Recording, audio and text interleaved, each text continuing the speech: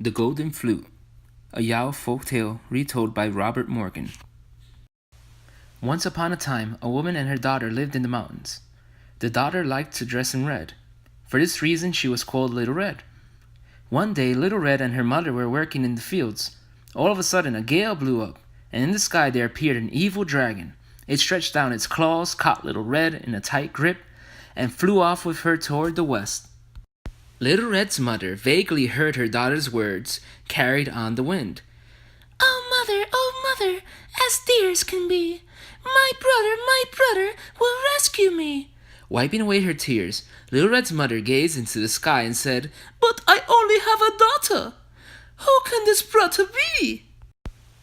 Little Red's mother staggered toward home, and when she had gotten halfway there, her hair caught in the branches of a bayberry tree growing by the roadside. While she was untangling her hair, she spotted a red berry dangling from a twig. She picked it and swallowed it without thinking. When she arrived home, the woman gave birth to a boy with a round head and red cheeks. She named the boy Little Bayberry. Bayberry grew up very quickly, and in a few days he was a young boy of 14 or 15.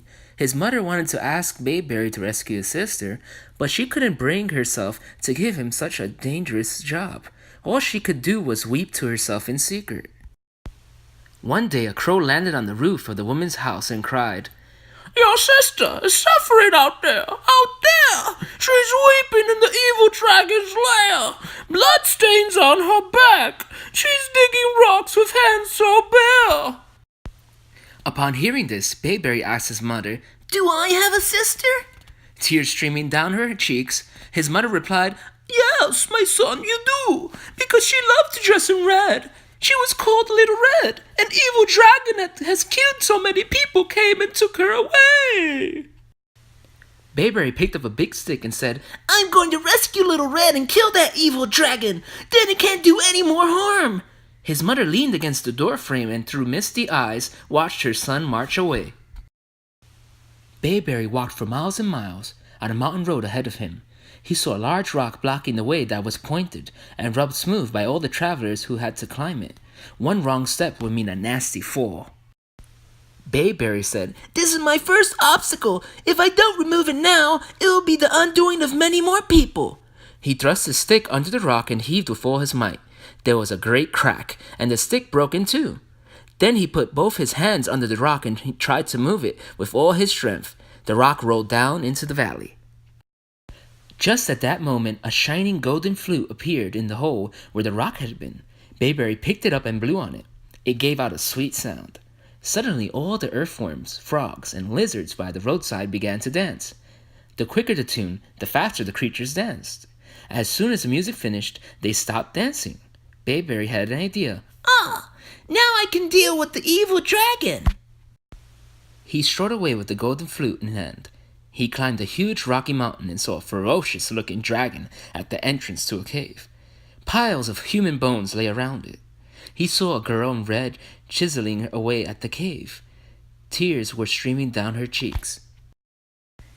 The evil dragon whipped the girl on the back with its tail and shouted angrily at her, Most ungrateful, loathsome Mistress Red, since with me you will not wed, day by day, rock by rock, carve me out a handsome cave, or I'll send you to your grave.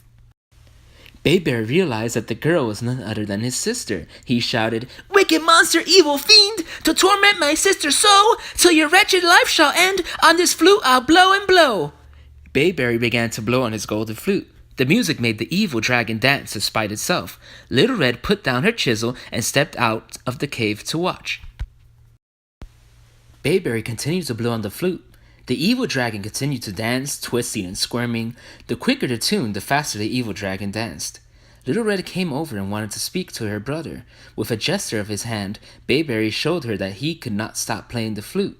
If he did, the evil dragon would eat them both up. Bayberry kept blowing for all he was worth, and the evil dragon stretched his long waist and kept dancing around in time to the music.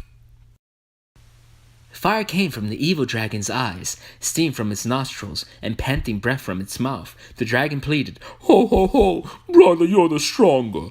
Blow no more, torture me no longer. I'll send her home if you leave me alone. Bayberry had no intention of stopping. As he blew, he walked toward a big pond. The evil dragon followed him to the bank of the pond, squirming and dancing all the way. With a great splash, the evil dragon fell into the pond, and the water rose several feet. The evil dragon was utterly exhausted. Fire came from its eyes, steam from its nostrils, and panting breath from its mouth. It begged again in a hoarse voice. Ho, ho, ho! Brother, you're the stronger. Let me alone and I'll stay in this pond and torture folk no longer. Bayberry replied, Wicked fiend, this is my bargain. Stay at the bottom of this pond and never do harm again. The evil dragon kept nodding its head. As soon as the golden flute stopped blowing, the dragon sank to the bottom of the pond. Bayberry took hold of his sister's hand and walked happily away. Not long after Bayberry and Little Red set off, they heard the sound of water splashing in the pond. They looked over their shoulders and saw the evil dragon emerge from the pond. It raised its head and flew in their direction, burying its fangs and clawing the air. Little Red cried, Go deep when digging a well. Pull up the roots when hoeing a field. While the dragon is still alive, to kindly ways he will never yield. Bayberry rushed back to the pond and began to blow on his flute once more. The evil dragon fell back into the pond and began to dance again, splashing and squirming in the water. Bayberry stood on the bank of the pond for 7 days and nights, blowing a fast tune on his flute. Finally, the evil dragon could not move no longer and floated on the surface of the water. Its days had come to an end. Sister and brother joyfully returned home, dragging the body of the evil dragon along behind them. When their mother saw that her 2 children coming home, her face lit up with happiness. They peeled the dragon's skin to make a house, took out the dragon's bones to serve as pillars and beams, and cut off the dragon's horn to make a plow. With the dragon's horn they plowed the fields quickly and had no need of oxen. They plowed many fields, sowed lots of grain, and enjoyed a plentiful life. The end. Thanks for watching.